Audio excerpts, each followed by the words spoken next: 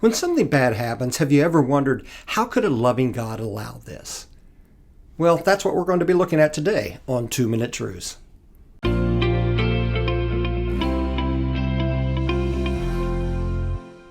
Every day we hear of random acts of violence. People who have everything making seemingly senseless decisions that cost them everything.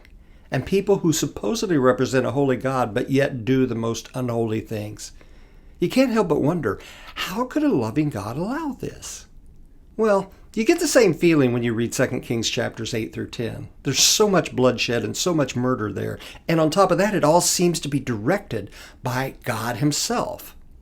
Jehu commands the killings because God has communicated to him that this is the consequence of not obeying God. And yet Jehu himself doesn't completely obey God. It's kind of like the oncologist who's just watched his patient die of lung cancer and yet goes outside for a cigarette.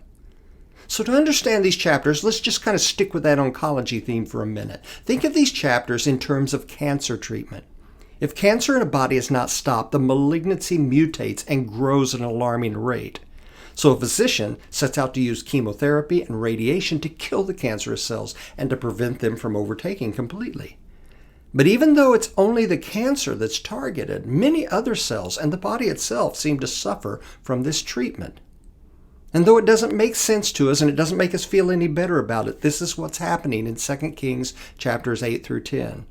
You see, we all suffer from the cancerous, addicting effects of a destructive, sinful nature. Yet we become indignant that God would allow bad things to happen to us. We look with smug satisfaction when others get what they deserve, but get upset with God if we should get what we deserve, even though God has been more than gracious to us and more patient with us than we deserve.